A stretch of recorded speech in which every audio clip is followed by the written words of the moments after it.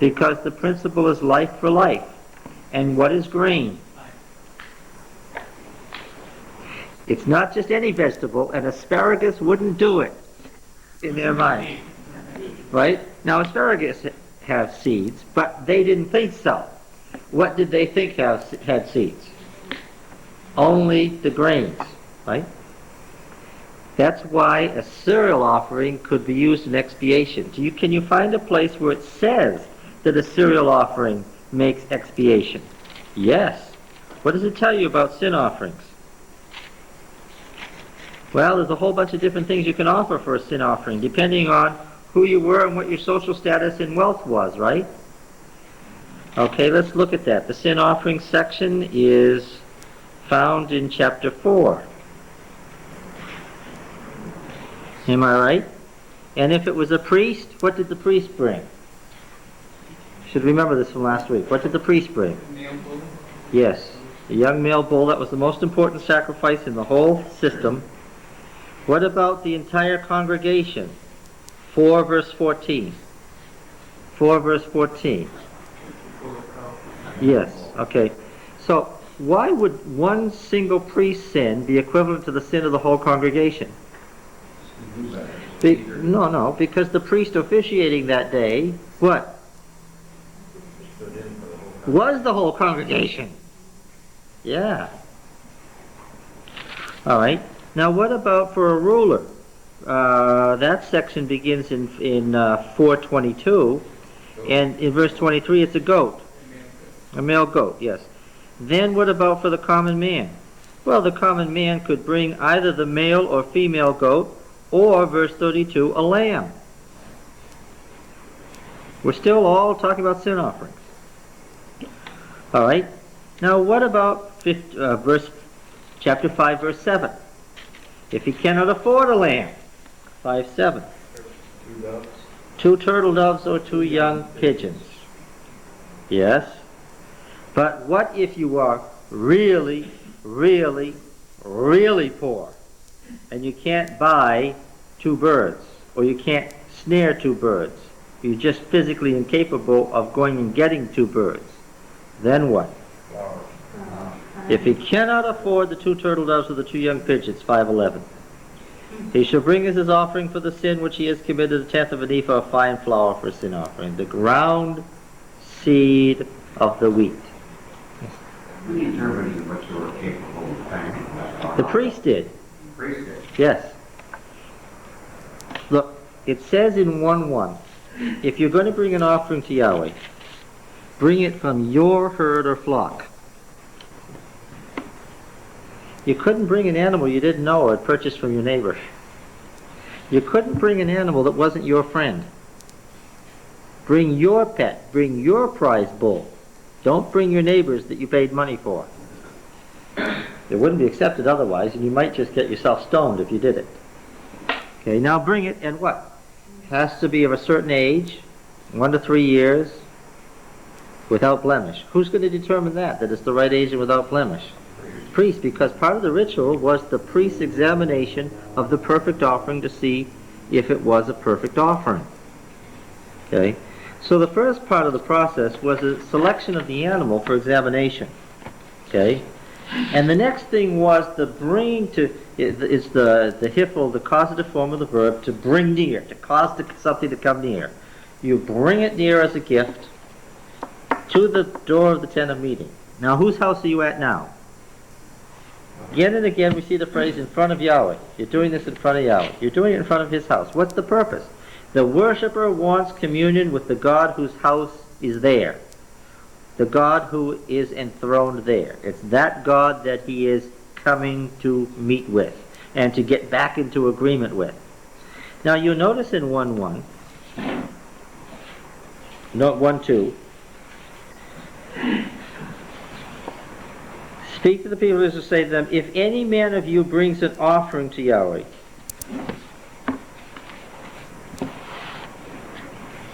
who initiates the process? Congregation. The individual. There's nothing that says so many offerings a year, right? So what determines when this offering was made? And you feel committed sin. Yes, the person's own spiritual life determines it. Nothing but. Okay.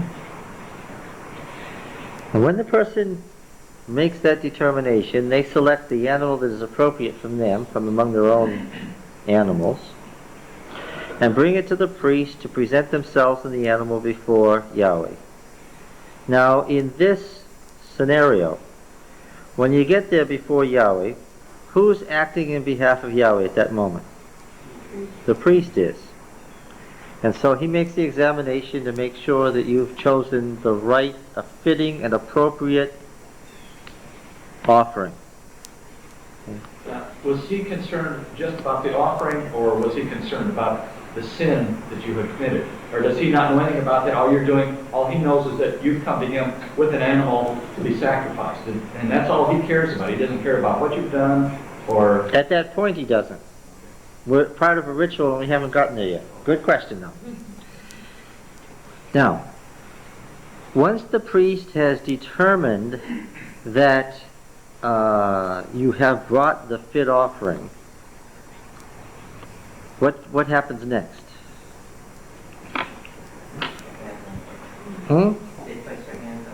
Yeah, it doesn't even say place.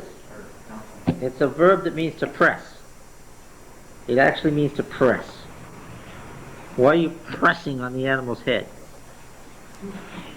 Oh, great debate here, much argument here at this point.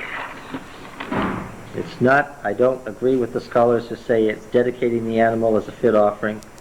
Now I'm going to stay, we're deep into it here, because if we miss it in Leviticus, we're going to go down the wrong trail in the whole matter of atonement. What? Make the animals submit. What are you pressing into the animal's head for? Probably grabbing its horns. What? Yeah, you're transferring the sin into the animal. That's right. Now at this point, when we get to the ritual when it was done for the whole congregation, something happens that isn't mentioned here in the manual of rich sacrificial ritual. But the Day of Atonement ritual makes it clear that something happens at that moment. The pressing on of the hands, something else happens with that. Yes, the recitation of the sins to be atoned. That's the answer to your question. But did you see that's for the whole congregation? Yes. But there is enough indication of what was done in the Psalms to indicate that at the moment of the laying on of hands is the moment of the confession, the open confession of sin.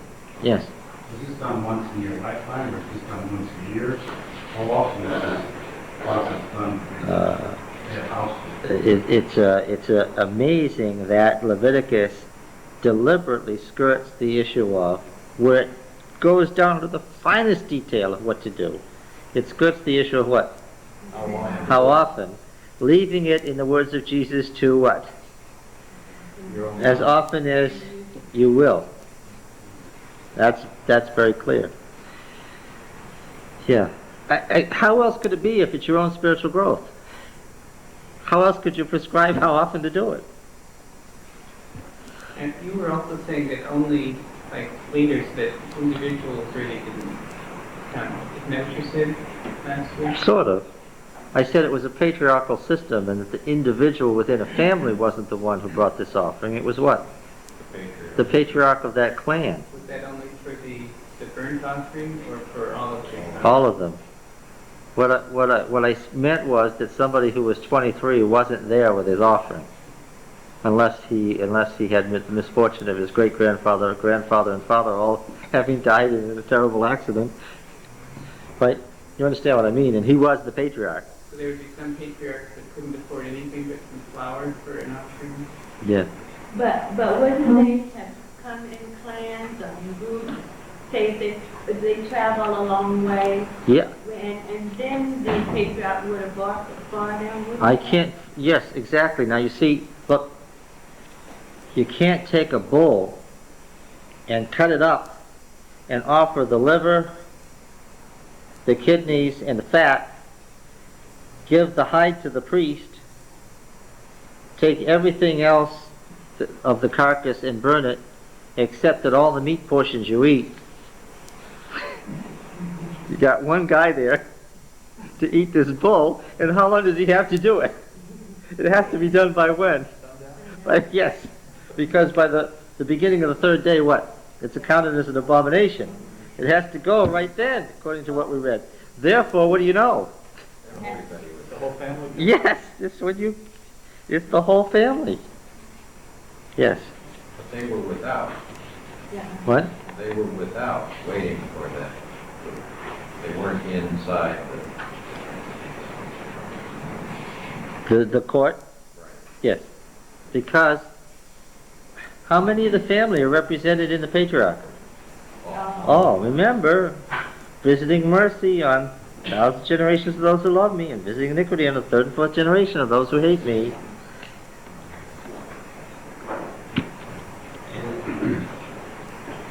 All right.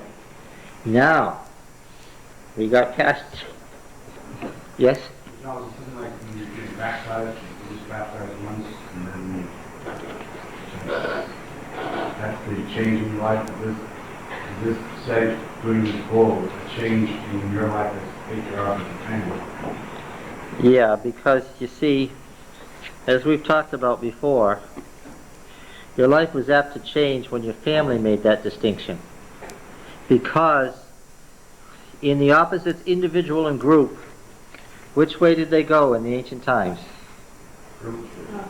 See, the reason that in our minds we Adventists think of a whole bunch of individuals going to the sanctuary, we've lifted the sanctuary right out of the ancient world and plopped it down into 20th century America, and we see ourselves as what? As individual worshipers going off with our offering. The ancient Hebrews would have been mystified by such a concept. You don't do anything as an individual. And we're going to find out something even more shocking. I've asked a question here. Who can show me how my individual sin got into the sanctuary? It's group. It's not individual. It's group. That's what I talked about, corporate sin, and whether Elder Wieland was right or not about this last week. Are you saying the patriarch brought a list of hundreds of his descendants' sins and told the priest about it? Yeah. The thing is that an individual's action could bring sin on the family. As we talked about last time, example par excellence, Achan, his whole family was in trouble when he was in trouble.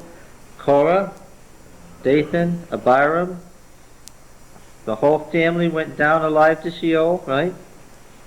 You wanted to make sure that you had the right grandfather, because the wrong grandfather, what?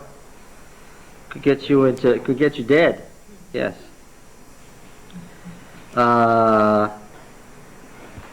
Don't miss the point that we're going to see here momentarily about Nadab and Abihu.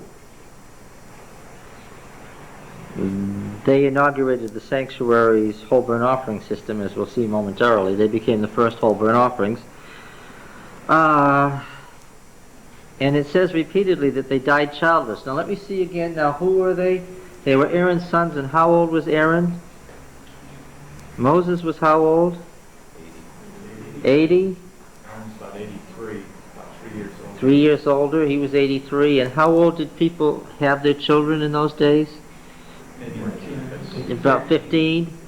So how old were Nadab and Abihu? Let's let Aaron be very, very laggard and give them 20 years. How old were these guys? 65. 60, 65, 70, somewhere in there. Too late to change your character. Died childless? They died childless? And they were 65? And they were Aaron's oldest sons, and they were going to inherit the priesthood?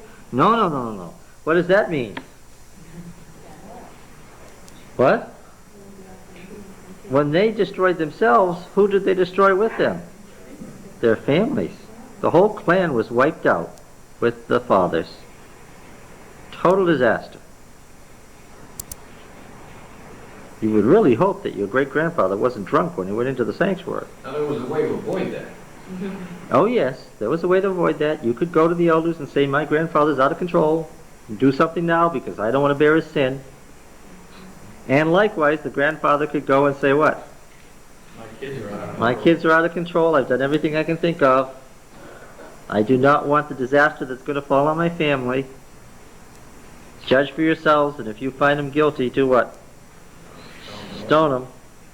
Yeah, there was a way to avoid that. Where are we? So we've been talking about several things here. The atonement offering was a one-time deal, and the other offerings were repeated as the individual felt. No, that's erroneous. No. It's erroneous on 2 counts. You went the whole way there. How many of these offerings made atonement? All 5 of them. And how often were they to be offered? As often as necessary. Yes.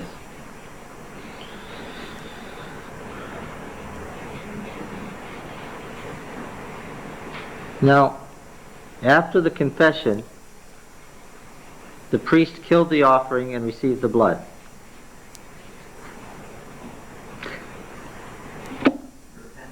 What?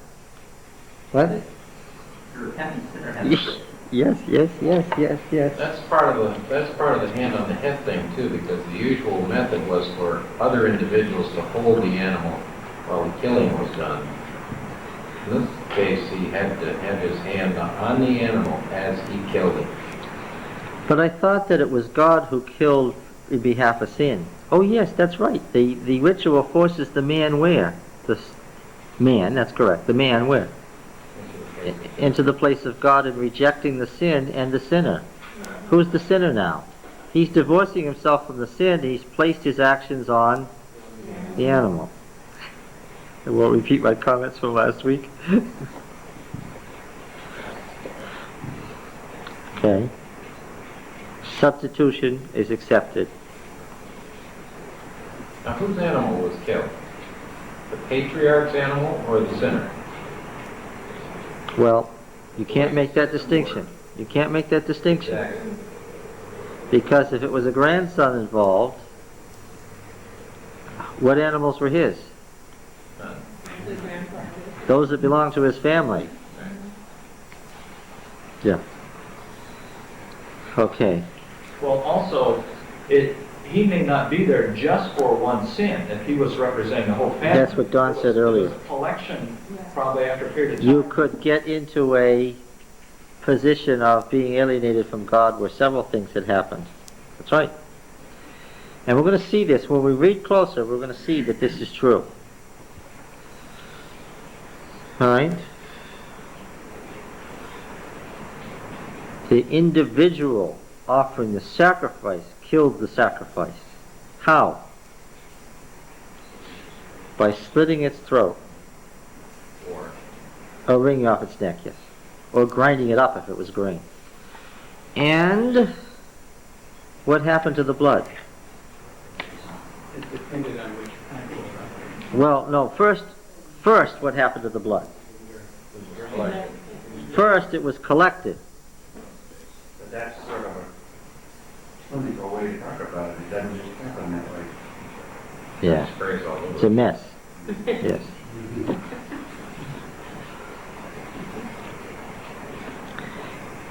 And the animal died. What happened next waited till after the animal died. Who's got it? The entrails were taken out. First, they sprinkled blood. Yes.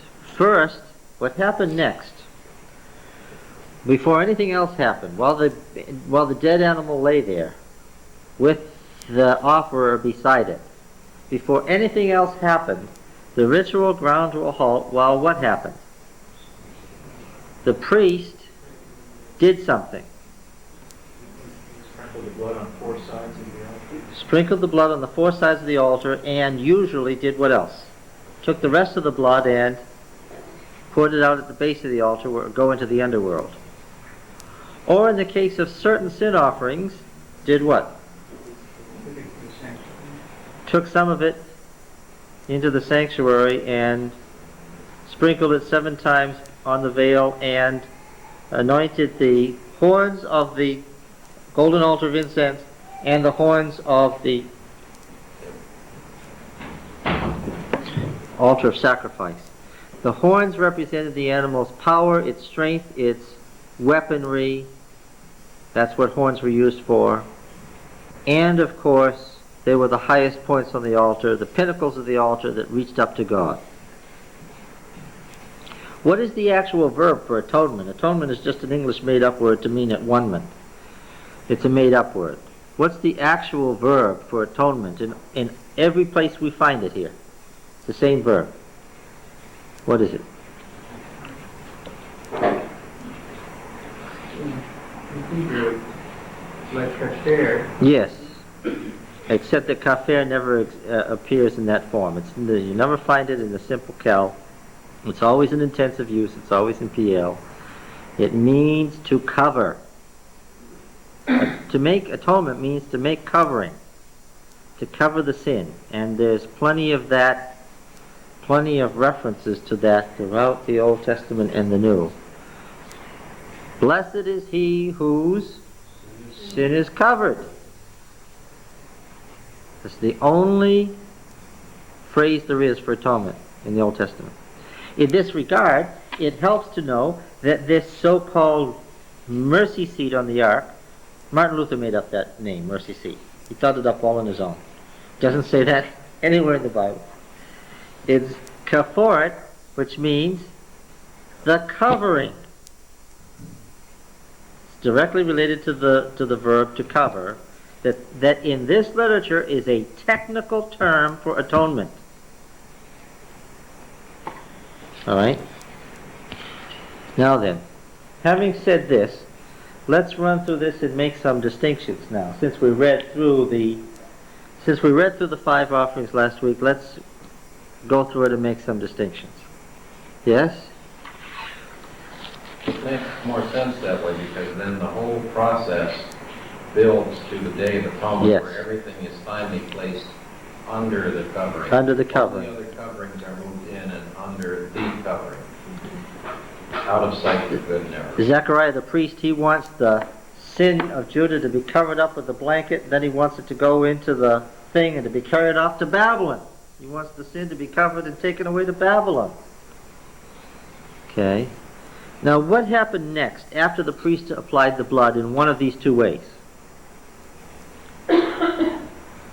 That the covering was made. Now what happened next? What happened next is the most interesting thing. The blood has already been shed. Okay? The shedding of the blood does not itself make atonement. Okay, we're going to hold to this because Adventism doesn't think that the final atonement was made on the cross. Right? This is where our big argument with the disciples of Christ and the Southern Baptists comes, right? This is where they get livid. Final atonement was not made on the cross, we say. The shedding of the blood did not itself make atonement. It was part of the process of atonement. Okay, where did the atonement come? In the application of the blood to the altars, to one of the 3 altars in the sanctuary. But even at that point, the ritual wasn't over because now what happened to what was left of the person devoid of his life, because where was the life? In the blood. An interesting thing. The shed blood represented the forfeited life, represented the soul. Nephesh means soul. Here's the soul that has been extracted from the body. Don't believe for an instant that the Bible anywhere teaches that there isn't a soul apart from the body.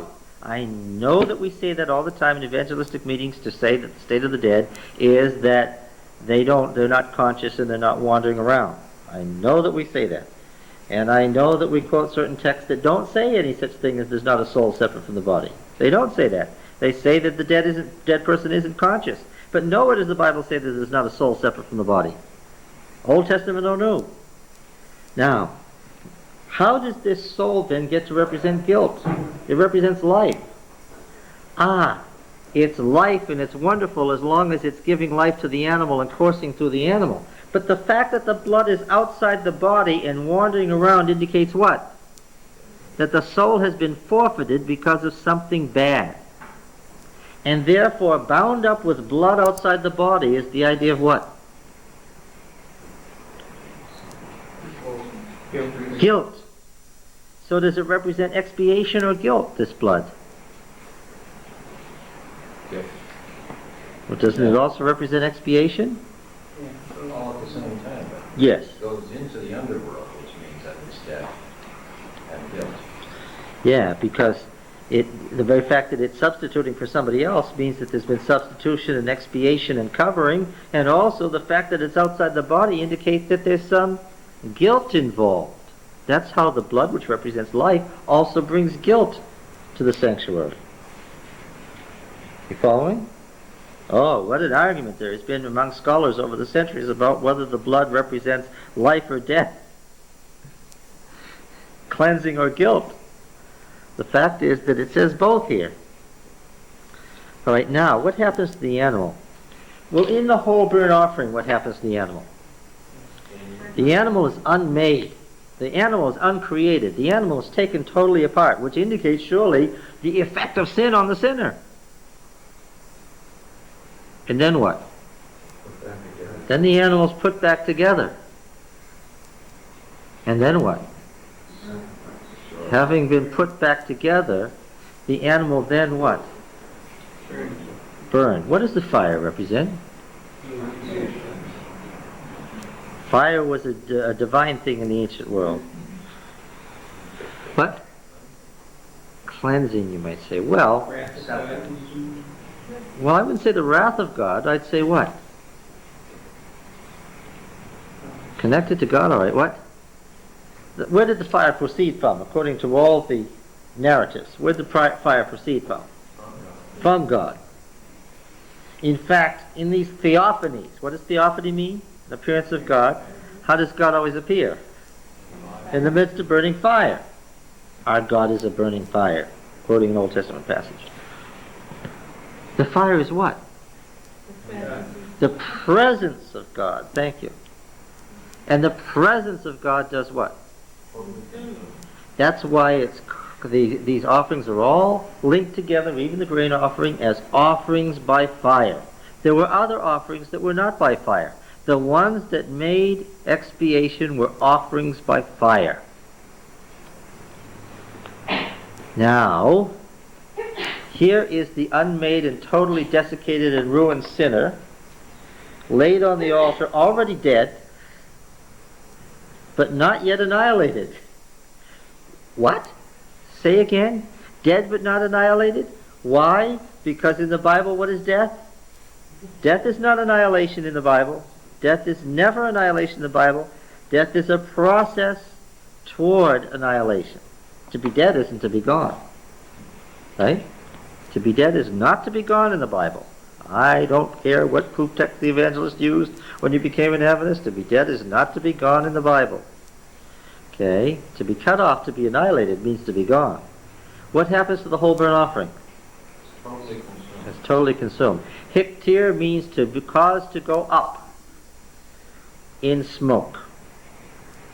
It's a technical term in the priestly literature for what happens to a whole burnt offering.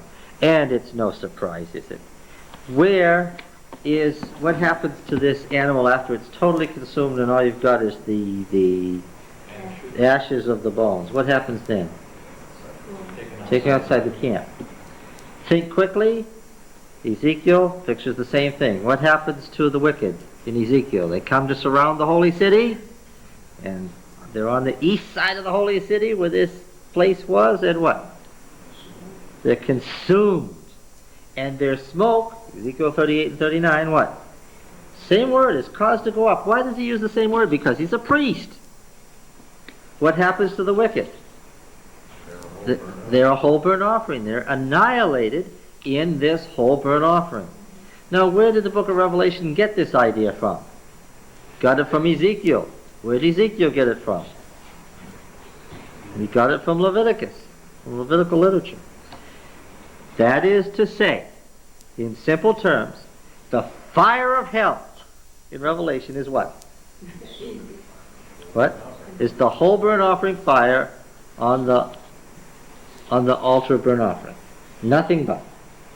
And the annihilation of the wicked and their smoke going up. That very word that's used in Revelation is the word for what happens to a whole burnt offering. Clear? It can't burn forever. Yeah, it can. Why? Because the fire, what? Yeah, but the fire is what? It's God. The fire what? What's supposed to happen to the fire? We're about to read the manual of the priest. What's supposed to happen to the fire? The fire must never go out. Why? Because the fire is God. Right? The smoke signifies something. Yes. The smoke of their burning is scented forever and ever. It's never forgotten. That's right. Not that it's always smoke. Yeah. When we say that the whole burnt offering is annihilated, we mean something different than that the whole burnt offering died. You got it? There's death and then there's something beyond death. Right? This is annihilation, which lasts for what? Yeah. It's as if they never were. Yeah. They're totally annihilated. That's why the Egyptians chiseled the names out. Chisel the names out, yes. Get rid of Hatshepsut's name and she'll go away. Yes. All right. Now then. The whole burnt offering was flayed and burned into annihilation. Now, it's only when you look at the ritual as a whole that you've got a complete picture. There is atonement and then there's annihilation. So, the whole burnt offering then, its goal after since they all make atonement, what happens after they've made atonement indicates the different meanings attached, right? Atonement is made through the whole burnt offering, and then one recognizes the annihilation that one would have experienced. Okay? In general, unless you had done something specific in regard to a particular high-handed sin that you'd fallen into that violated God's law and brought you into a particular problem, you would not come with a sin offering. What would you come with?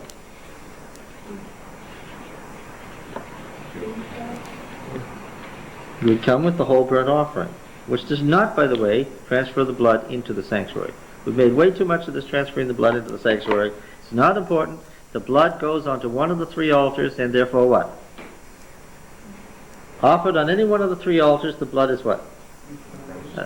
Is in the presence of God. That's right. So the question rolls over in your mind, is this happening once a month, once a year, 10 times a day? Because we're in Solomon's temple now. Yeah, in Solomon's temple. Yeah, in Solomon's temple, of course, the ritual was for the whole it was for an empire, and so they did a much more magnificent and bloody thing than would have been at the sanctuary, where we saw how many whole burnt offerings we read last week. How many were you expecting in a day? One or two. One or two, yes. But you also have Yeah. population growth. Oh yeah, sure. Cities have grown up. I haven't begun to say how many people there were in the wilderness yet, except that the word does not mean thousands. It means military units, and there were 600 of them. That's a different issue, but there weren't a whole lot of folks there. And by how we can decide how many there were in Solomon's time is an interesting thing. Yes. Now, let's look at the sin offering, because this is going to be interesting to us. 4:1. If anyone sins unwittingly in any of the things which Yahweh has commanded not to be done, and does any one of them, if it is the anointed priest who sins, verse 3, thus bringing guilt on the people. See, there's a patriarch above patriarchs, right? There's somebody who could make your situation worse than even your great-grandfather could. Who could make it worse than your great-grandfather? The priest. Thus bringing guilt on the people. Then let him offer for the sin he has committed a young bull without blemish to Yahweh for a sin offering. He shall bring the bull to the door of the tent of meeting before Yahweh, lay his hand on the head of the bull, and kill the bull before Yahweh. And the anointed priest shall take some of the blood of the bull and bring it into the tent of meeting, and the priest shall dip his finger in the blood and sprinkle part of the blood 7 times before Yahweh in front of the veil of the sanctuary. And the priest shall put some of the blood on the horns of the altar of fragrant incense before Yahweh, which is in the tent of meeting, And the rest of the blood of the bull he shall pour out at the base of the altar burnt offering, which is at the door of the tent of meeting, and all the fat, and etc. What happens to the blood in this case? It is both at the altar burnt offering, and it is going into the sanctuary. Next one, verse 13.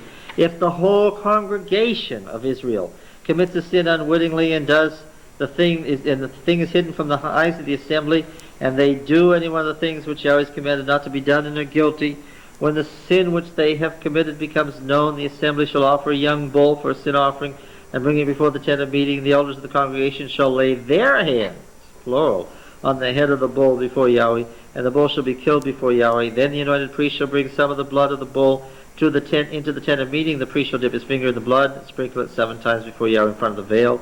And he shall put some of the blood on the horns of the altar, which is in the tent of meeting before Yahweh. And the rest of the blood he shall pour out at the base of the altar burnt offering, which is at the door of the tent of meeting, and all its fat, and so forth. Verse 22, if a ruler sins, doing unwittingly any one of all the things which Yahweh his God has commanded not to be done, is guilty.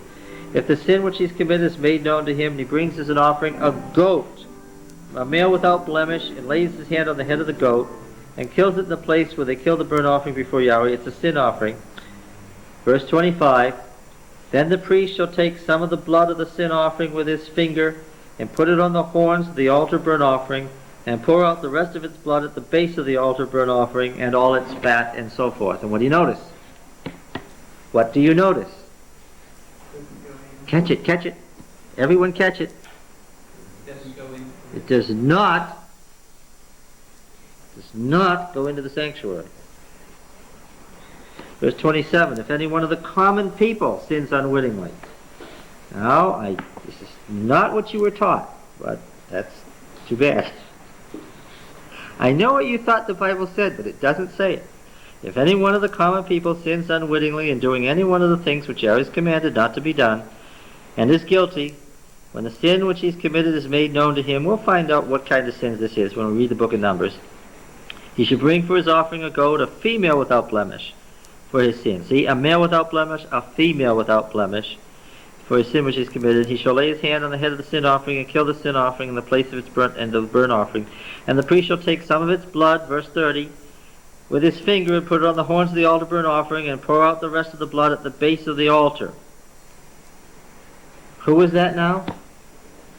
The common man. I asked at the beginning, can you show me the place where if I went to the sanctuary, my sin would go into the sanctuary? The answer is there is not such a place. Only one of the 5 offerings, the sin offering, got the blood into the sanctuary. And of the sin offering, only 2 categories got the blood into the sanctuary. And what were they? The sin of a priest, or the sin of the whole congregation. Only! There is no other place where the sin goes into the sanctuary. What kind of sin are we talking about? Now, I don't want to deal with that now. I'm specifically avoiding that to save for the book of Numbers. What about the Day of Atonement? What? Sure, I guess that was, blood was taken The in. point that I want to make first, Richard, is that the Adventist idea that whole bunches of people went to the sanctuary, laid their hands on a little lamb, and then its blood went into the sanctuary is erroneous. It's a religious tradition. It's a myth. It never happened. The Bible doesn't say that anywhere. Okay? Yeah, what about verse 32? If he brings a lamb. Verse 34, the priest shall take some of the blood of the sin offering with his finger and put it on the horns of the altar burnt offering, and pour out the rest of his blood at the base of the altar. Then we have examples of what requires a sin offering. Maybe we'll get down to the poor people. Verse 7, the 2 turtle doves and the 2 pigeons. Verse 9, sprinkle some of the blood of the sin offering on the side of the altar, while the rest of the blood shall be drained out at the base of the altar. It is a sin offering. And then the fine flour. Does the fine flour go into the sanctuary? No, it doesn't. It's burned on the altar. Verse 12. All right? And, of course, the guilt offering, the ritual for the guilt offering is identical to that of the sin offering. Is everybody clear on this point? Particular acts required a sin offering. Particular acts. The whole burnt offering was the general offering that indicated that sin will cause annihilation. The sin offering was much more specific and had addressed itself not to sins, not to sin, but to what? No, not to sinning. The whole burnt offering addressed itself to sin. The sin offering addressed itself to what? Particular sins. Get the distinction? There's quite a distinction there. And the guilt offering was even more specific. It addressed itself to particular sins that were also crimes. All right. Now what about the communion or fellowship offering? Let's not leave that one out. The peace offerings, the shelamim. Let's not leave that one out. That really was the communion meal. That was communion. That's where the whole family came, right, to enter into a special, often with vows, sometimes as an offering of thanksgiving, where a very, very special spiritual high point was being enjoyed by that family. And the communion meal was held between the worshiping family and God, as represented by the priest and the priest's family. Okay? So it made atonement, yes, but it also was very, very much the feast between God and the family involved. Questions about this? Yes. Really authorized to pray it out on the tithe of the Lord's, bring an offering in each course. This didn't happen very often. Well,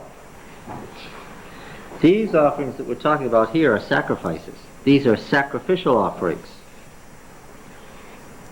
Right? Bring an offering by sacrifice. But there were other offerings that were not sacrifices at all, that were simply offerings. We haven't even gotten to them.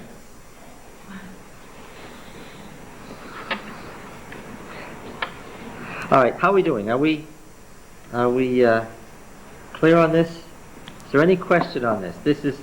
I said something different than what I was taught, and I think what you were taught. So let me make sure you understand what was said before we go on. Yes. I think, I don't know if I speak for everybody, but I speak for myself, it's very difficult with the, as you call it, Western mind, not to be able to deal with something specific, apply what you're saying to us, which is a theological, ritualistic idea, to help it make sense to me. Well, there's examples given that we already read last week of particular kinds of sins that require sin offering, if that's what your concern is. And we're going to see them illustrated in the wilderness period. And you know what happened in the wilderness. You know what sins they committed, what sins they fell into. Everybody does. Yes. But this suggests to me that this is only to cover up the things you didn't know you were doing. If you knew you were doing it, you'd stone. That's true. So how did I ever find out these sins that I committed in my wilderness? Who told me that? That's what the Holiness Code is for. We're about to get a list of them, a real long list. But who was authorized to come and say, hey, we did this, this, and this? The priest. But how did he know? Who told him? How did he get wise to this? Did God tell him? Yes. Oh, okay. The theocracy. By the way, that brings me to the question of date again. Let me give you an illustration about the date of Leviticus. There are some incest laws in Leviticus, what is that, 18? I'm not going to spend any time on Leviticus 18 today. I'm just going to tell you something about it. I read the most interesting article where an Old Testament theologian, by taking out all the double statements in chapter 18, the repetitions of the same statement twice, sometimes in apodictic form, sometimes in casuistic form, he ended up with 9 cases that extended over a 4-generation family. 9 cases of forbidden incest.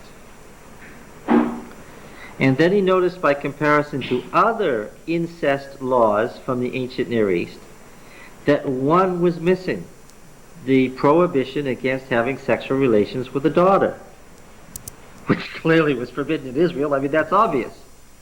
Okay?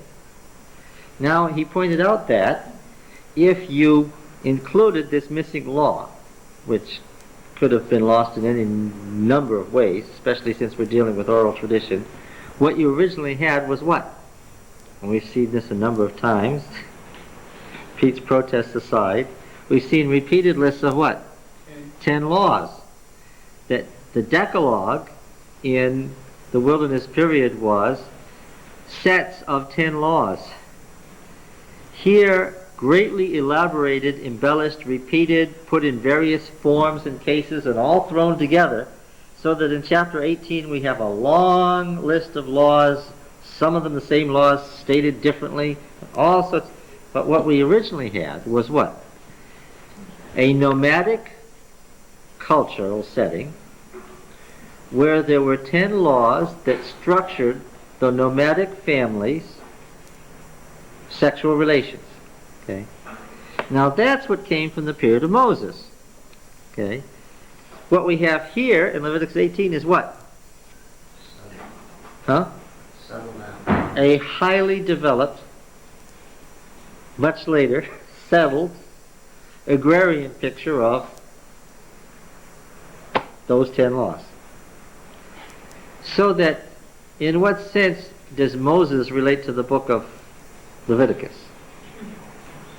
In Leviticus 18 you could say that what? By the careful study of form criticism, we can what? We can get back behind the current book to what? To the laws of the wilderness period as they originally existed. But they're not represented here. Okay? Let me ask this historical question, which you should all know from last semester. When did the Aaronite priesthood get control of the sanctuary? Who had control of the sanctuary immediately after the wilderness period? What? The family of Moses. And how long did they have control of the sanctuary? To the time of David. Yeah. And it was only that the Aaronite priests were related to David's family and were settled in Hebron, of which Bethlehem was a sub-village, that David had such great respect that he brought Zadok with him, because who was the true Mushite high priest? Despite the mess of Eli and his sons, who was still the high priest of Israel? Do you remember? Zadok, and who was the other one? Abiathar, yes. Jethro, remember we went through all those Jethro passages to show that Abiathar was Moses' descendant? Yeah. How did the Mushite family finally get tossed out of the sanctuary? What happened? How did Aaron's descendants finally win this 400-year battle? Mushites lost the ark. Well, no, but they were still in control in David's day, 50 years later. What happened? It would take a lot more than that, because the ark came back. What was it? During the rebellion against David. David wanted his youngest son, the wife of Bathsheba's second son, to be the king. Abiathar thought that was outrageous. He sided with the legitimate heir, Adonijah. Adonijah raised a coup against David while he was still alive, and what? David cut him off. He lost, yes. David made Solomon his son. There was a co-regency of 7 years. Adonijah was placed under house arrest. And Abiathar, as the leading individual behind the coup, what? Was sent packing back to the ancestral estate at Anathoth, and he was to stay there, and his descendants were disallowed from the priesthood forever. And who turns up from the family of Moses later? Descendant of Abiathar? What? Oh, come on. Jeremiah. Remember at the time of the exile, we had the Aaronite priest Ezekiel and the Mushite priest, Jeremiah, both functioning as prophets at the same time. Okay, the two families, the two brothers, right? Now, Leviticus is cast entirely in what mold? Who's in total control? And it's just assumed that there's only one priesthood, and what priesthood is that? That's the Aaron's priesthood. And by this time, the Levitical family doesn't share in any of the priestly rights. The Levitical family are what? The Levitical family are just what? Auxiliaries. Yeah, auxiliaries. They are temple slaves. Yeah. Which they were not in the time of the judges. A Levite in the time of the judges was a priest. Okay, so then I ask, from what period does the book as it now stands derive? What have we just said? Yeah. What? The time of Solomon. Time of Solomon and thereafter, when they were gathering all the codes together and not losing anything and bringing all the temple literature together and putting it. That's why we have different disagreeing examples of the same law. What? This is Josiah. This is Josiah. No, Deuteronomy is Josiah. This is Hezekiah. This final form comes under Hezekiah, and it says so in Kings. It says that he was the one who finally put the priestly literature into one final form called the Book of the Law. And it was the basis of Hezekiah's reform. And later on it was revived by Ezra, who was an Aaronite priest, who read the Book of the Law. That's the next time we hear of it after Hezekiah was when they came back from the exile, and he read all day. This is what he was reading. Okay, now then. Okay, so we are by no means done with the great sacrifices. We haven't talked about drink offerings. We haven't talked about accessory offerings at all. Since we're going to be thrown back into this material repeatedly, we're going to leave it for now and come back and examine several aspects we haven't looked at as we go along. Okay?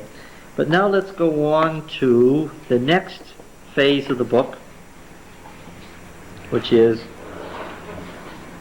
we've been looking at the manual for sacrificial ritual, which was included the first section, which was to the people themselves, and the second section, which was to the priest, telling them exactly what to do, right? The manual for priests is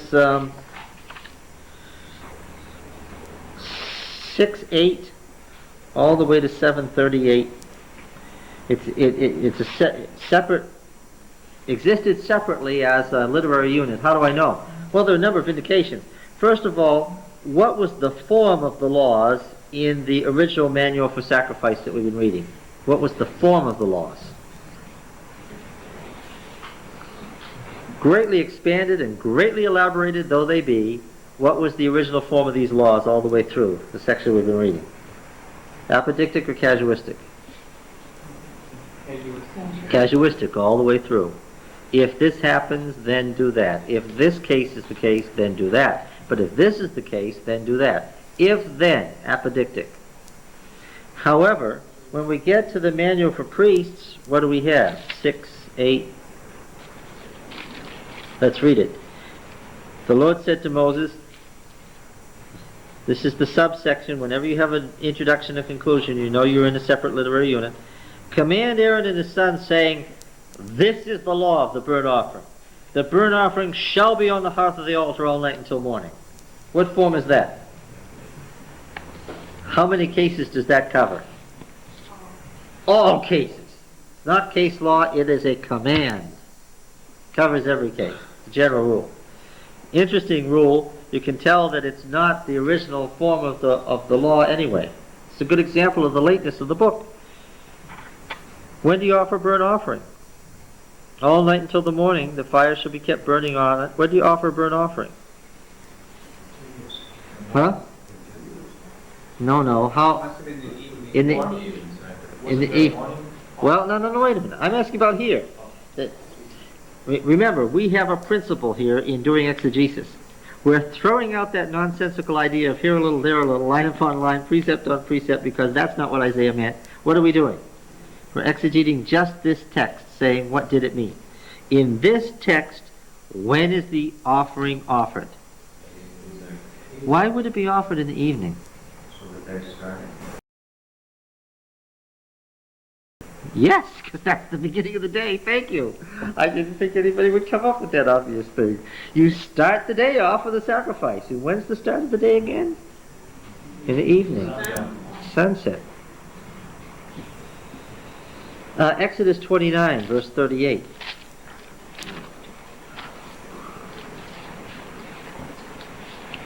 Totally different law, Gene. Look.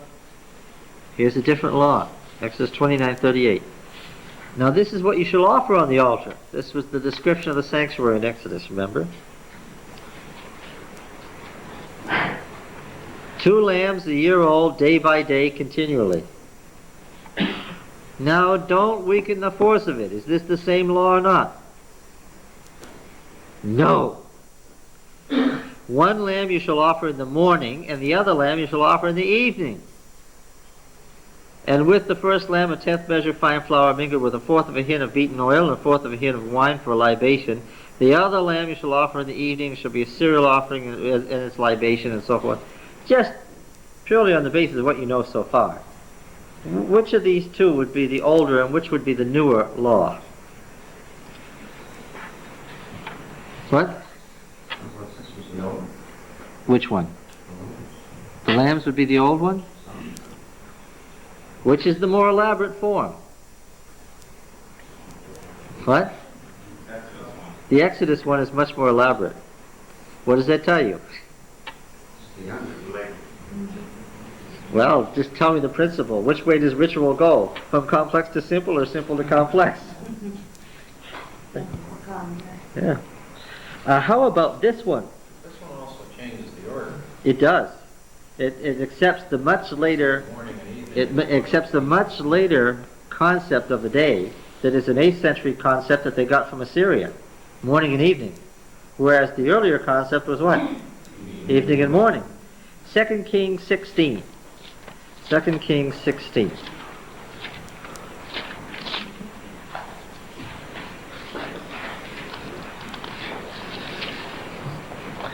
Second Kings 16 and verse 10. Remember wicked King Ahaz, who went to Assyria and became an Assyrian vassal and adopted the Assyrian religion? 2 Kings 16:10. Now when is Ahaz? Well, he's the father of Hezekiah. This is the 8th century, early 8th century. Okay. When King Ahaz went to Damascus to meet Tiglath-Pileser, king of Assyria, he saw the altar that was at Damascus. And King Ahaz sent to Uriah the priest, built the altar in accordance with all that King Ahaz had sent from Damascus. So Uriah the priest made it before King Ahaz arrived from Damascus. When the king came from Damascus, the king viewed the altar. And the king drew near to the altar and went up on it, and burned his burnt offering and his cereal offering, and poured his drink offering, and threw the blood of his peace offerings on the altar. And the bronze altar, which was before Yahweh, he removed from the front of the house, from the place between the altar and the house of Yahweh, and put it on the north side of his altar. And King Ahaz commanded Uriah the priest, saying, Upon the great altar burn the morning burnt offering, the evening cereal offering, and the king's burnt offering and his cereal offering, with the burnt offering of all the people of the land, and their cereal offering and drink offering, and throw upon it all the blood of the burnt offering and the blood of the sacrifice. But the bronze altar shall be for me to inquire by. Uriah the priest did all this as King Ahaz commanded. Now what was that again? What was the part we were interested in? Upon the great altar burn the morning burnt offering and the evening cereal offering.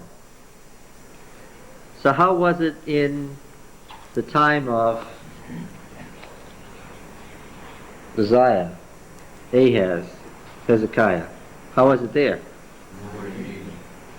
Well, morning burnt offering and evening cereal offering. Thoroughly Assyrian in its style.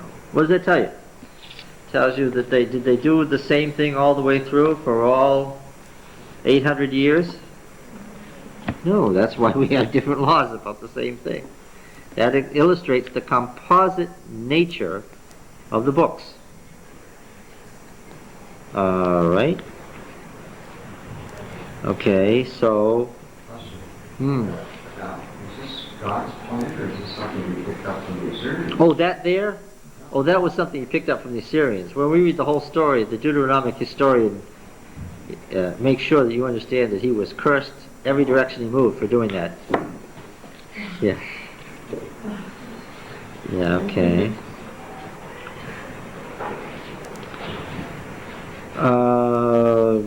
This is the law here in 6:8 that says about taking the rest of the burnt offering to the outside the camp, where the ashes are outside the camp in the clean place. Okay. Cereal offerings, sin offerings, guilt offerings, chapter 7, peace offerings.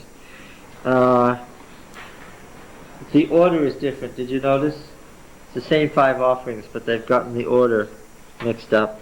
Seems like they mostly don't talk about the offering, but more how to divide it up and who gets. It's a manual for priests.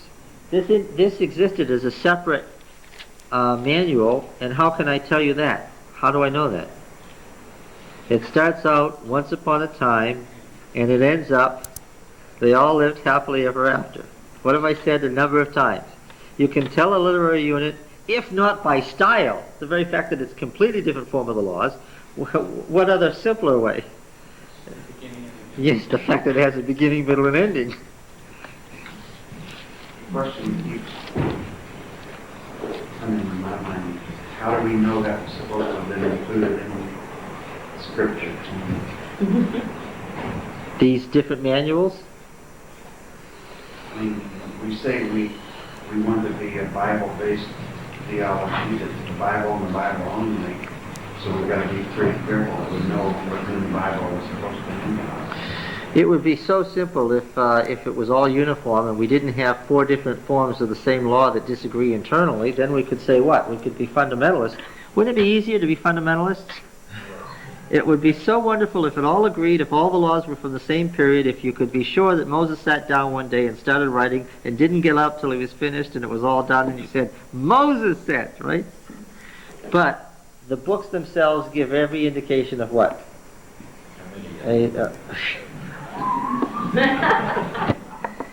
Don't say committee. That's a loaded word. Let's say a group. No. But it's the people. Let's say that a group of specially inspired and spirit-led leaders were moved by the Holy Spirit to gather and retain all the sacred writings, because that's exactly what happened. They were all sitting in the seat of Moses. They were sitting in the seat of Moses, that's right.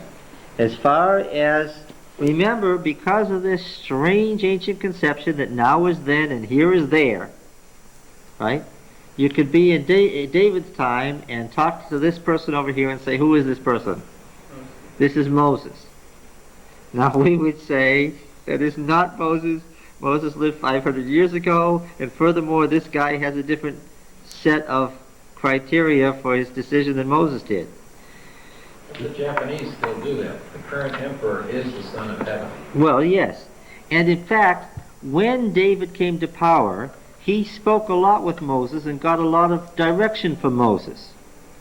He was given a good number of laws by Moses that were included by him when his court was gathering the books of Moses, were included by him. I'm saying they communed with Moses because Moses No. already read.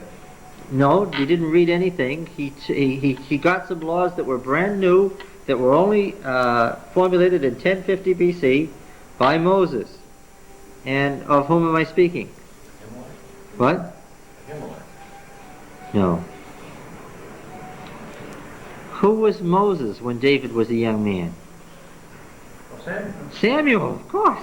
Samuel, who stood in Moses' seat. Samuel, who formulated some laws in the book of Kings where it says, Samuel said, the Lord told Samuel to say to the people, X. Samuel said X. And then those laws turn up where? Word for word, where? In the books of Moses.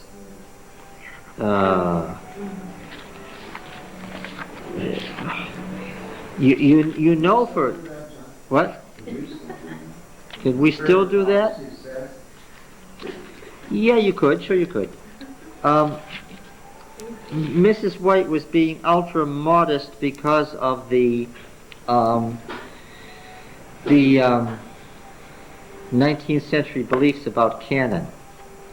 If you're inspired, you're inspired. You either are or you aren't. If the Holy Spirit inspires you, it inspires you. If it doesn't, it doesn't. If the Holy Spirit tells you to say X, then it does. How authoritative is that? If you got a vision where God said, this is it, this is what I want you to do, this is it, and it was the genuine gift of prophecy, how authoritative is that? That's as authoritative as anything Moses said. Anything that the gospel writer said. It is what it is. It's all of one piece. Lesser light to lead to the greater light. Well, yes, in the sense that it came later and was derived. The whole idea of a prophet and gift of prophecy and so forth was derived from the canon, right? So in that sense, it was a lesser light leading to the greater light. But in another sense, what? If she had the true gift of prophecy, then what?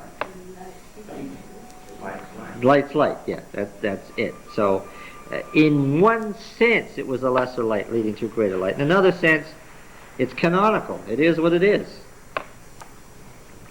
Right?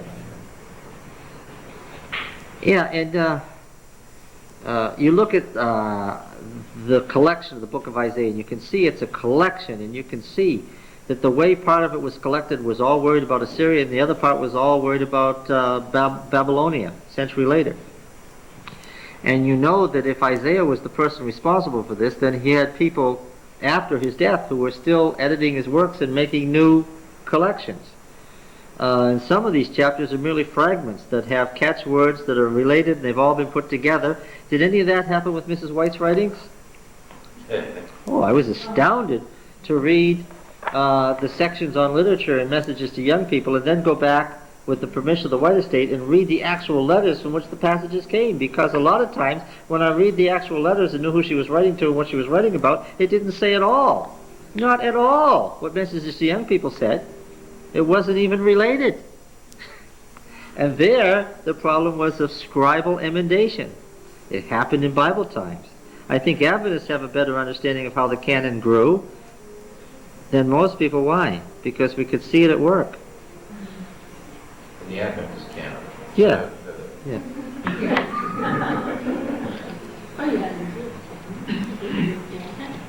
Yeah. Now, getting back, let's look at chapter 8, because this exactly illustrates what we're talking about here. Chapter 8 is the consecration or the anointing or the inauguration of the priesthood. Now, why is this in here? Is this in here just for an historical tidbit to tell you what Moses did in inaugurating Aaron in the sanctuary? No more than to say in the first 7 chapters that the reason they told you about these 5 great sacrifices is because they offered them once in the wilderness and that was it. Why is all this stuff here? It was included in a book and written down. Why? Because what? When Leviticus was created as a book, what were they doing with these offerings? They were still offering them. So why is the ritual about the ordination of Aaron and his sons in here? Justification for what we're doing. Well, did they still do this? Did they still have new high priests? Yes. So this was not read by the people in David's day as an historical piece about what happened in the wilderness, right? The folks in Isaiah's time didn't read this and say, isn't that interesting? What was it there for? It was there as a guide to what? How to properly install the high priests and their immediate family, right? In the unbroken succession, because of course if you didn't do it right, this priest would not be what? Would not really be Aaron. You got that? Right? If you want the full blessings of the Aaronite priesthood, then what? Make sure you do it the way God said. Okay? Remember again, let me say again, because of their cyclic view of time, just summarizing, we have a timeline, right? Time is linear to us. We have a timeline. Here's Moses, here's David, Here's Daniel, here's Jesus, here's the rise of the papacy, here's the great Gothic cathedrals, there's Martin Luther, and here are we, 500 years apart. And what does that tell you on this timeline? What is the assumption? Here is what? Is not there. Now is not then. Remember, because they didn't have linear time. The Greeks gave us linear time in the 5th century. By then, most of the Old Testament was already gelled. In the ancient world, what did they have? They did not have linear time. They had what? Cyclic time, which meant what? The strange effect of cyclic time was that underlying the notion was what? Now could be then. If we're not back there yet, what? Wait a while and what? We will get back there. We still do that. We say, what comes round, what goes round, comes round. Well, in the sense that it was rooted in the cycle of nature, after all. In the cycles of days, in the cycle of seasons, in the cycle of years.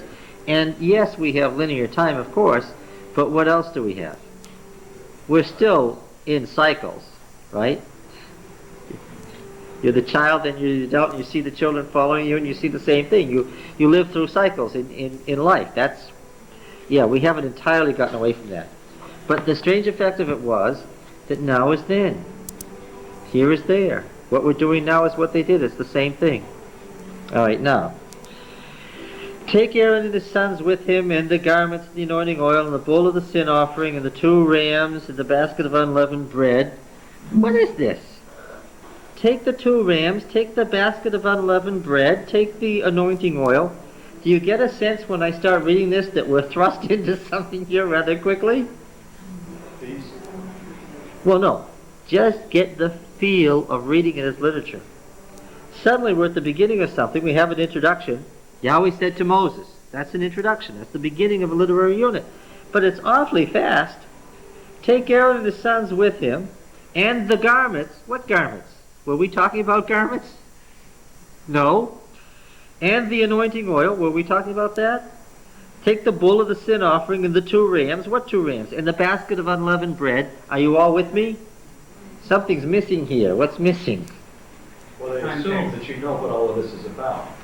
Well, but Like this is a continuation. a continuation of something. There's something missing here. To wit, the beginning of the story.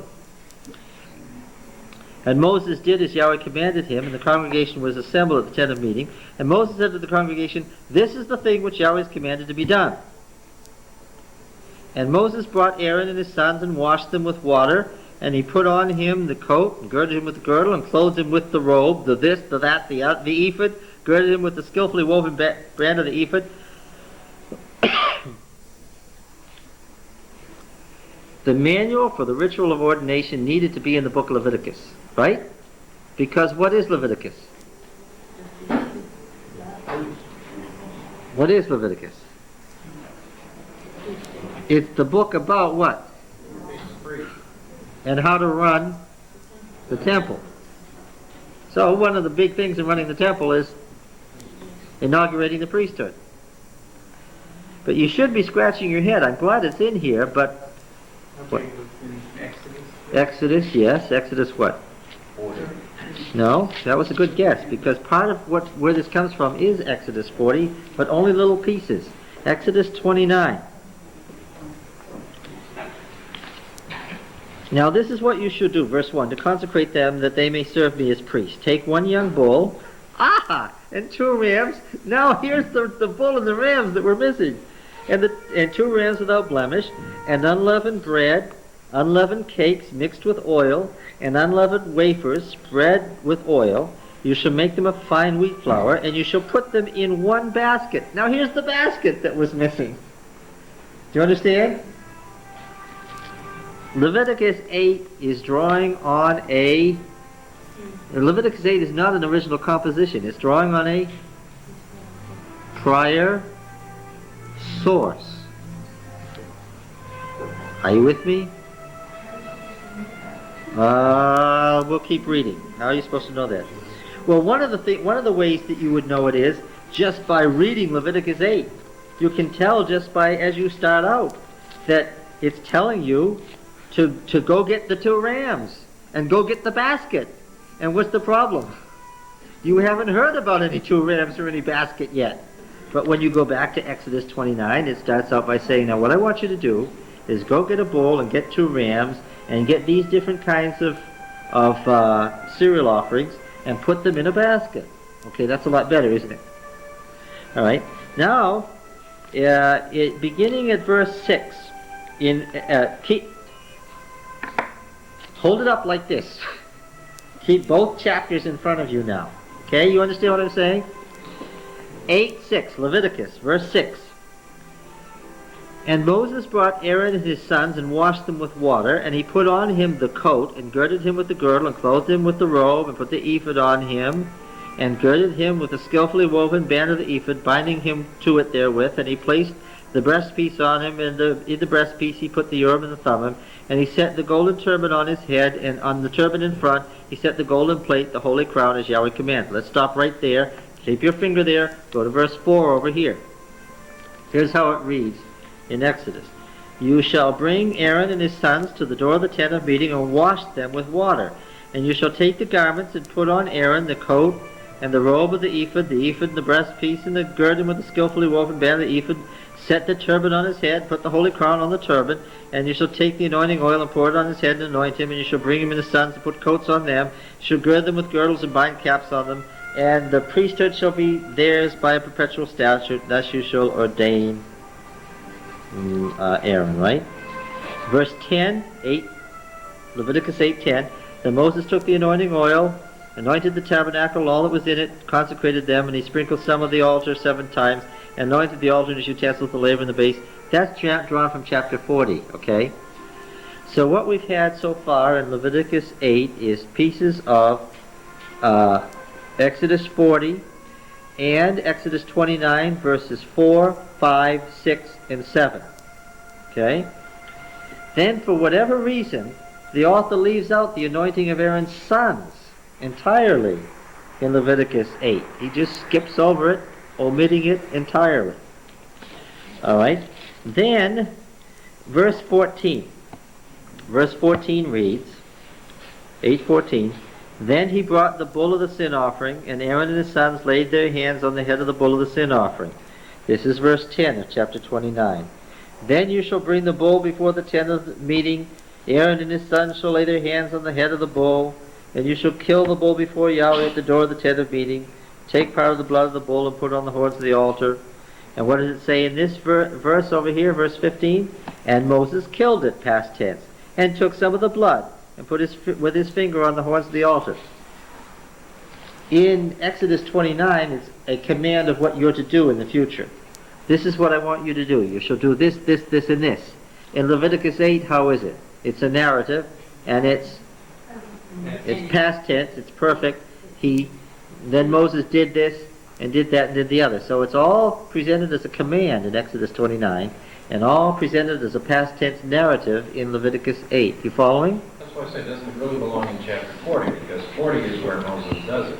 Yeah, but the verbatim, most of the chapter, verses 11, 14, 15 through 18, 19 to 20, 22, 25, 26, and 31 are all found in Leviticus 8. Then, very interestingly, there are pieces of chapter 40 that are used to alter the meaning of what Exodus 29 says. And, get this, there are also, and you can have fun with this, you just go home and do it. There are also a whole bunch of details in Leviticus 8 that aren't found anywhere in Exodus, where he just says, the author of Leviticus 8 says, a whole bunch of things happened that are not mentioned anywhere in the ordination ritual as described in Exodus. Which means that he had Exodus in front of him, and what else? Maybe someone's spirit. And another source, now, another source, now, what? Lost. There was another description of the ordination The description of the ordination in Leviticus, in Exodus 29 and Exodus 40 are not identical. They have somewhat different details. They've been run together in Leviticus 8, and another series of events is added that isn't found anywhere in Exodus. Okay, it's a wonderful study in Bible composition. Okay, now how could they have gotten different details of the ordination of Aaron? How could that have happened? Different people wrote down what they thought was important or what they saw. Well, before anybody wrote, what was there first? Or Remember, in the ancient world, what was considered more authoritative? Oral transmission or written transmission? Oral tradition was considered much safer. Why? You learned the stories. They were sung, first of all. And why did they not trust writing? Language is kept cheese. Well, only very few people wrote, and what was the problem with writing? Besides being long, expensive, and difficult, what else? What? Yeah, that's the thing of it. They believed in people's memorizing oral tradition a lot more than they believed in what would happen to a piece of papyrus. Why? Which was likely to last longer? In the ancient world, the oral tradition was going to last longer and be a more accurate picture. But eventually, and this eventually was probably in the time of the monarchy, when they created these great courts with these gathering of scribes. Now, how many temples did they have in Israel before the time of the monarchy? Can you name some temple cities and temple sites? Come on. What? Bethel. Shiloh. Hebron. Keep going. Gilgal. Dan. Beersheba. Arad. Ramah. Gibeon. There's a high place, yes. All right. Besides the Transjordanian temples. Now, what did the monarchy, for political reasons, consistently try to do? Consolidate and shut down the local temples. But of course, you can't run a country where everybody's mad at you. So while they tried to replace the temples with synagogues, that is, gathering places for worship where sacrifice was not carried out, the origin of our church service, while they tried to replace the temples with synagogues, they couldn't offend all those priesthoods or all those traditions that were contained in those temples, because that's where the literature was. So what did they do? And in fact, we're going to study this next quarter when we study Proverbs. What did they do? Well, yes, you don't leave the high place at Gibeon. You don't leave the Ramah. You don't leave the stories of Samuel out. You take that stuff from Ramah, and where Samuel is the one who started the monarchy, and you make sure it's included in the history of Israel. That's what it's doing in Kings. Right? You don't leave the story of Shiloh out. What? Say it was God's sanctuary, you bring that in, right? So that what? How did David meet Saul? How did David meet Saul? What? Yeah, when he was a kid and Saul was going crazy, he was brought to the court and he sang beautifully. He was the sweet singer of Israel and had a calming effect on Saul. At least that's one story. In another story, what happened? He went down with those cheeses, and his brothers were so disgusted when they saw him there, and he blurted out, "Who is this uncircumcised heathen?" And Saul said to his cousin, "What? Who is this kid? Where did he come from? What clan is he from?" Right? And had never laid eyes on him before. And David went directly into Saul's army and became one of his chieftains. Right? It happened just that way. How did those completely at odds stories get there?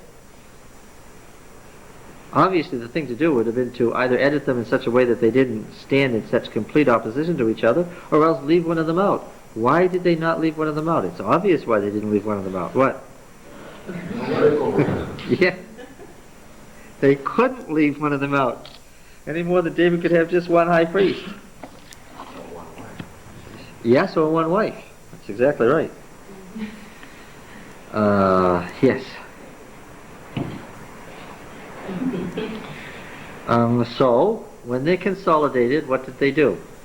Besides which, there was a sense done in which sacred history was sacred.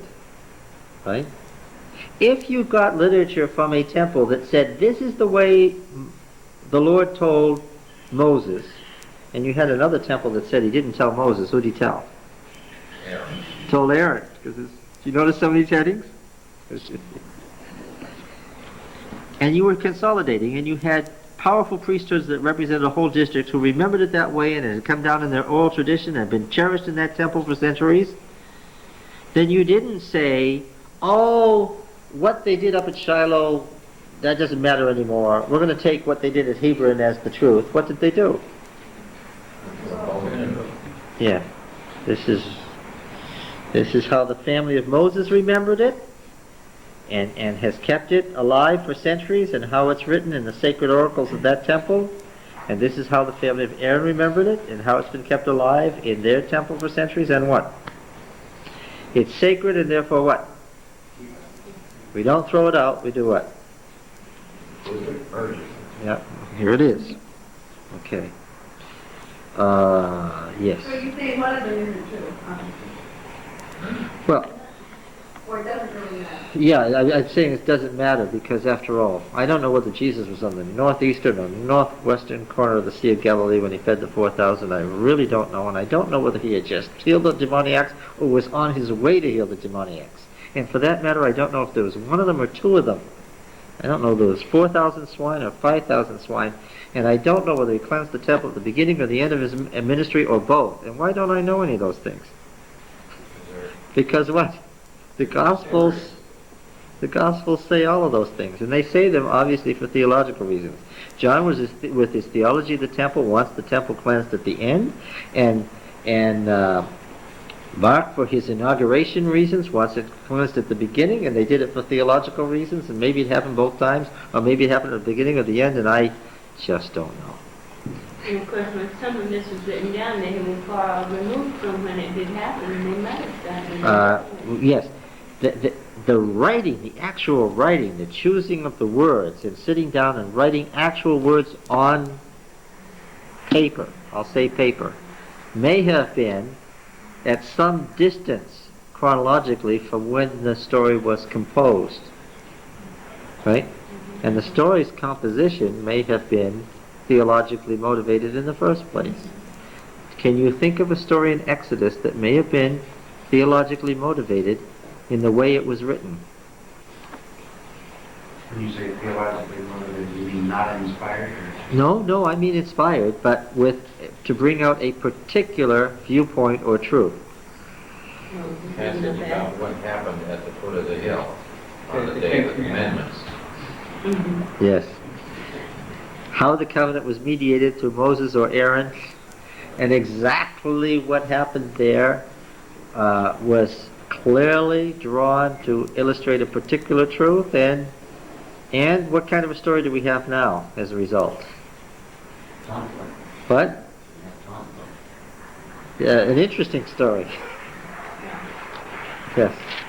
Okay, now, let us go. This has all been interesting. We've been talking about Bible editing class Again, now. it's only a problem because of our Western mindset, which requires that the details always be internally consistent.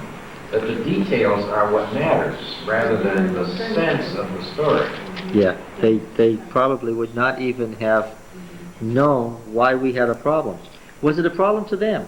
No. If they could take these stories that were not internally consistent and merge them and say, and that's how it is, What? Yes. Let us go on from the ordination to what happened immediately thereafter. 10:1. Now Nadab and Abihu, the sons of Aaron, each took his censer and put fire in it and laid incense on it and offered unholy fire before Yahweh. The narrative doesn't explain it, but we've been given enough information to figure out what the problem is here. What would unholy fire be, and why are they in trouble? It wasn't from the altar. It wasn't from the altar. Why does that matter? That is God. The altar was kindled by God. Because all the different stories of the inauguration agree that the moment of inauguration was the coming of the glory of Yahweh into the tabernacle and the kindling on the altar. And fire came forth from the presence of Yahweh and devoured them, and they died before Yahweh. Now we already know that before Yahweh is a technical phrase for what? If we hadn't read the first 8 chapters carefully, we wouldn't know that what is done before Yahweh in the sanctuary is a technical term for what? The ritual of offering a sacrifice. See, if you miss that, then you don't catch it here. What have these guys become? What? A burnt offering. Moses said to Aaron, "This is what Yahweh has said. I will show myself holy among those who are near me, and before all people I will be glorified." And of course we know that glorified is a technical term in the priestly literature for what? God's glory, His presence, which is always seen in fire, and that's how we get it here. And Aaron held his peace. Moses called Mishael and Elzaphan, the sons of Uzziel, the uncle of Aaron, and said to them, "Draw near, carry your brethren from before the sanctuary out of the camp." I know where what remained of them was headed. Where was it headed? To the ash heap on the east side of the city. To hell, you might say. So they drew near and carried them in their coats from the camp, as Moses had said. And Moses and Aaron said to Aaron and Eleazar and Ithamar his sons, "Do not let the hair of your heads hang loose. Do not rend your clothes, lest you die, lest wrath come on all the congregation, because if they were guilty and they were the last priests around. But your brethren, the whole house of Israel, may bewail the burning which Yahweh has kindled. And do not go out from the door of the tent of meeting, lest you die. For the anointing oil of Yahweh is upon you." And they did according to the word of Moses. And Yahweh spoke to Aaron, saying, now, here's the law that is right in the middle of the narrative. Why is it here? Because obviously the chapter was written with an explanation in mind. What's the explanation for how they could have offered unholy fire and gotten themselves into the whole burnt offering situation? "Drink no wine or strong drink, you nor your sons with you, when you go into the tent of meeting, lest you die. It shall be a statute forever throughout your generations. You are to distinguish between the holy and the common, between the unclean and the clean." And this is anticipating the section beginning with what? What? Now, this is the tie together. This is very interesting. This story ties us to what has just happened, the ordination of the priests, and what? Distinguishing between the clean and unclean, which is Leviticus 11:2. Well, where does the laws of purification end? The purification of the sanctuary, Leviticus 16. Is not the setting of Leviticus 16? This is what he said after the burning of Nadab and Abihu? All right. So here's the tie. This is a narrative tie. It's called a seam, if you want to be technical. All right. Between the clean and the unclean, and you are to teach the people of Israel all the statutes which Yahweh has spoken to them by Moses. So what is the implication of this statement here, this little law, verses 8 to 11? The implication is what? They were drunk. What happened? How did they happen to make this mistake? They were drunk. Okay? Again, if they had been 20, this would not have been fair of God, but what? These were not children. Moses said to Aaron, Eleazar, and Ithamar, his sons who were left, "Take the cereal offering that remains of the offerings by fire, and eat it unleavened beside the altar, for it is most holy. You shall eat it in a holy place, because it is your due and your sons' due, from the offerings by fire to Yahweh, for so I am commanded. But the breast that is waved and the thigh that is offered you shall eat at any clean place, you and your sons and daughters with you, for they are given as your do and your sons do from the sacrifices of the peace offerings of the people of Israel. The thigh that is offered and the breast that is waved they shall bring with the offerings of fire of the fat to wave for a wave offering before Yahweh, and it shall be yours and your sons with you as a due forever, as Yahweh has commanded. A second explanation of what happened. A second explanation of what happened. What is this one? What's the explanation here?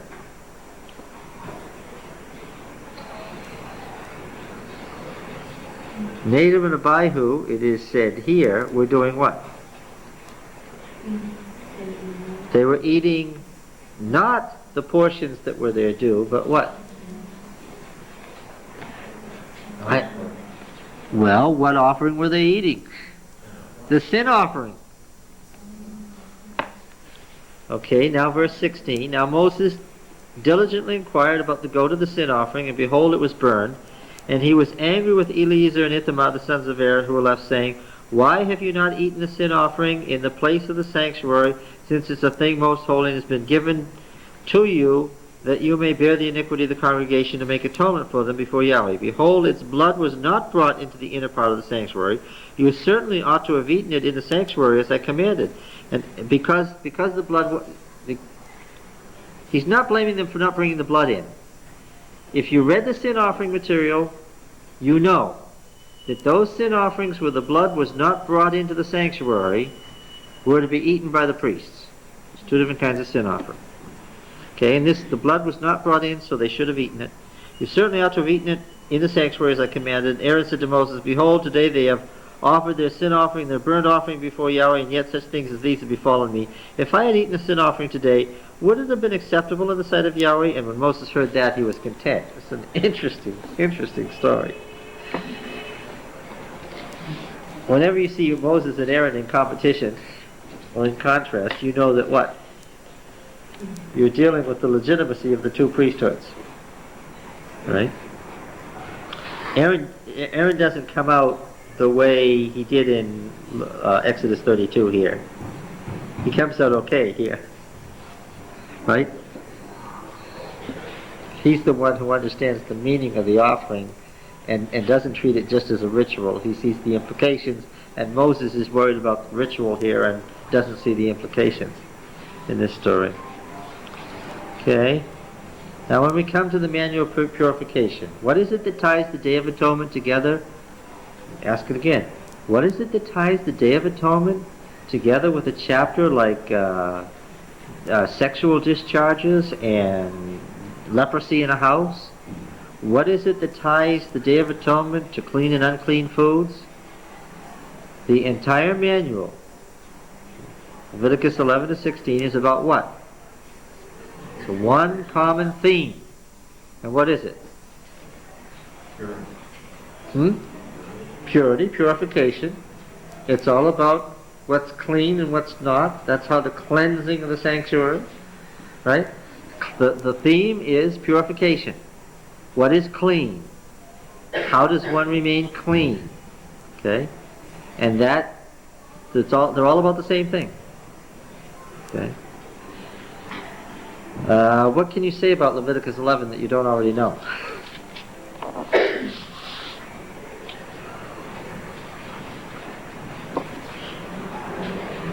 You've already heard my speech about chicken not being safe to eat, regardless of what Leviticus 11 said.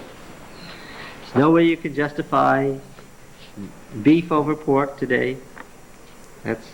We'd never make it today. What was the original distinction? Scavenger is opposed to domestic. Yes. The vegetarian, domestic, non-scavenging animals, all of the above. Yes, fine. Rabbits are vegetarian. Yes. They were not considered food. Now, wait a minute. What did I say? What did I miss? The vegetarian, Right, domestic, right.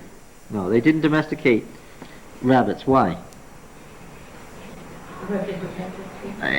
Israelites would not have had rabbits around. Why? Think quickly of rabbits. You know the answer to this one. This is so easy. It's right in front of you. Think quickly of rabbits, and what do you think of? Multiplication, which makes you think of fertility, which makes you think of sexuality, which makes you think of the Easter bunny, which makes you think of what? Rabbits were for what religions? The Canaanites had rabbits. And what? And therefore what? The Israelites didn't have rabbits. As soon as you say the Easter bunny, you know the answer to that one. Okay. What? What about horses? Seems like they ought to be clean. They ought to be clean. Yes. But even the missing cloven hoof and the not ruminating, again, you should think theologically. These animals represented Israel. Verse 46. This is the law pertaining to beast and bird and every living creature that moves through the waters and every creature that swarms on the earth. And you can't read those words without thinking of Genesis 1. These are the same words as Genesis 1. This is typical priestly literature. To make a distinction between the unclean and clean, and between the living creature that may be eaten and the living creature that may not be eaten. Okay? Now, where did those words come from? Is that really the summary? Well, read what precedes this and you'll catch it. Verse 43. You shall not make yourselves abominable with any swarming thing that swarms, and you shall not defile yourselves with them, lest you become unclean. For I am Yahweh your God. Consecrate yourselves therefore, and be holy, for I am holy. You shall not defile yourselves with any swarming thing that crawls on the earth, for I am Yahweh, who brought you up out of the land of Egypt to be your God. You shall therefore be holy, for I am holy. Now, this also explains the choice of sacrificial animals. The animals that could be eaten and the animals that could be sacrificed represented what? Represented what? Just as the animals that could not be eaten and could not be sacrificed represented what? What? Hence the horse. You must link the horse to what? Quick. Horse, country. Egypt. Horses were forbidden.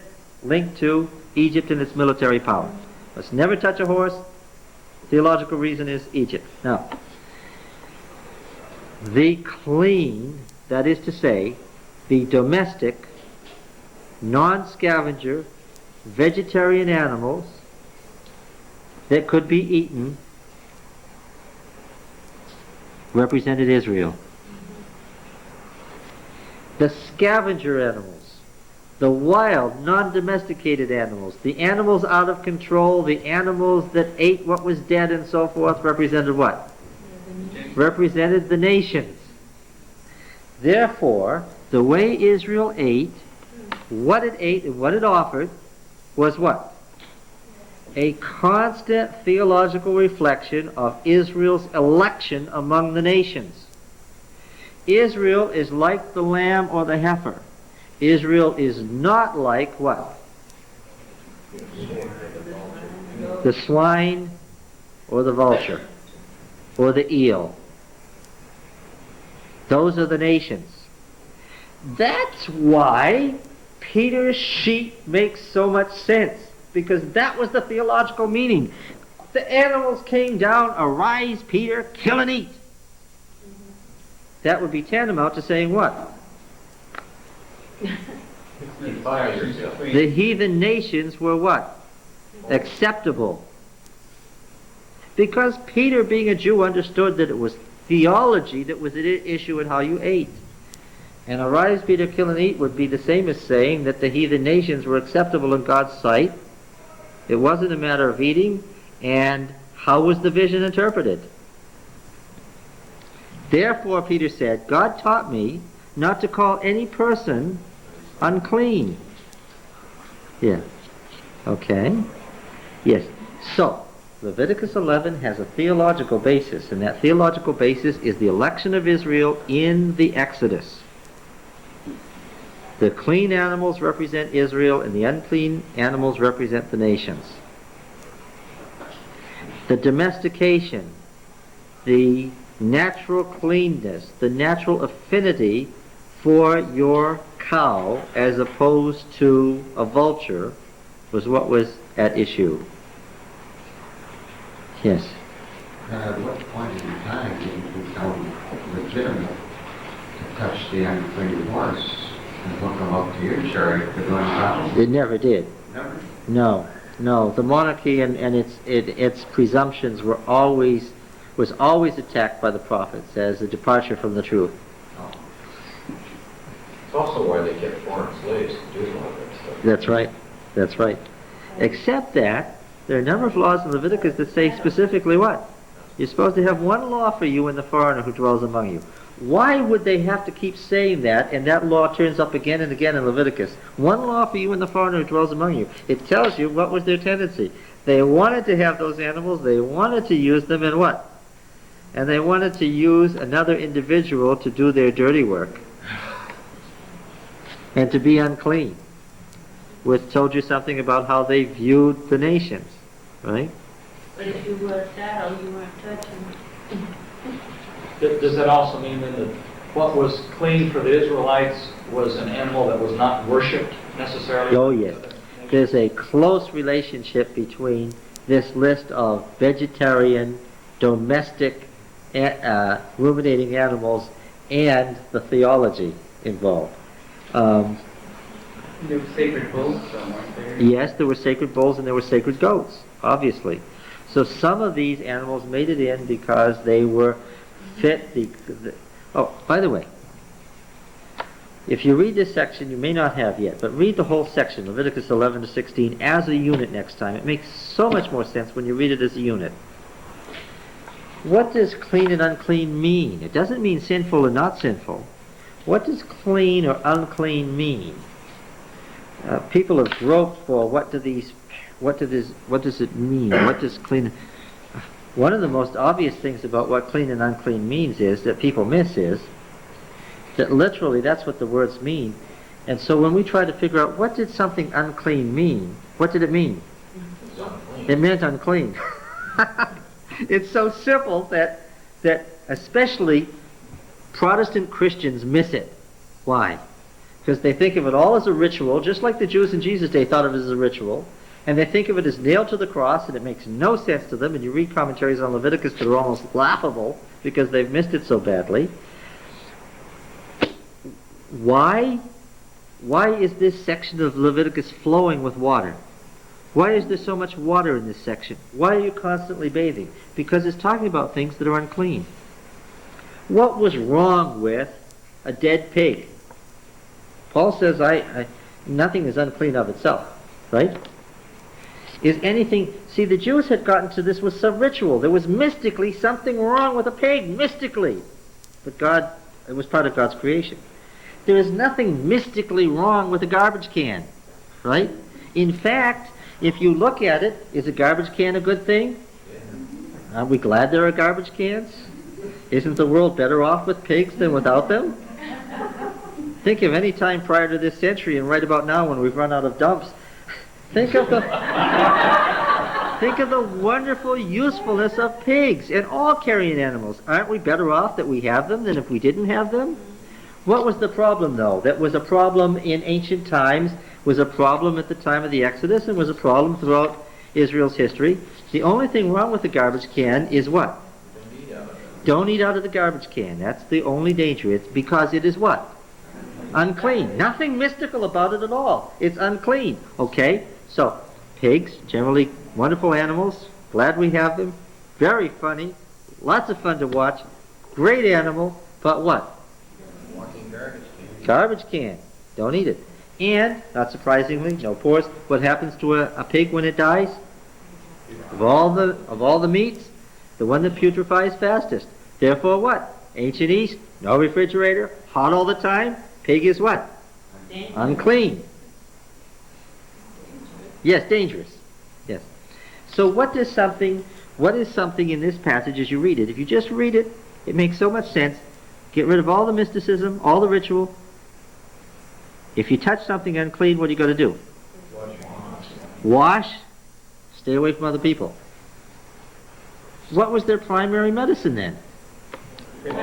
Preventive medicine. And so what then does leprous mean? It's not Hansen's disease. If something is leprous, it is potentially contagious. That's all it means, is something that's contagious. You're trying to decide if the individual has a contagious disease or not. He's got something actively going on. The garment is mildew. There's something actively going on. Is it potentially contagious? That's all it means. Is it a contagious disease, active and breaking out or not? Baldness, it turns out, was what? The good news in Leviticus is what? Baldness is not contagious. Yeah. Okay. So, unclean is what is potentially contagious and could cause you to get sick. Leprous is what's actively an active disease, and you have to decide whether it's a contagious disease or not. Just that simple. And the food that they ate was to guard against that which was unclean. Right? Is it a surprise that bodily fluids, that spit or something like that, was viewed as potentially contagious? Is there anything wrong with that? We'd find that. And was that nailed to the cross? Now spit's not contagious. It's been nailed to the cross. I know, my Baptist friend told me so. Right? That's how ludicrous it is if you miss the point of what's going on here. All right? Thank you all. See you next week. Priest, a model of that altar at its pattern, exact in all its details. And Uriah the priest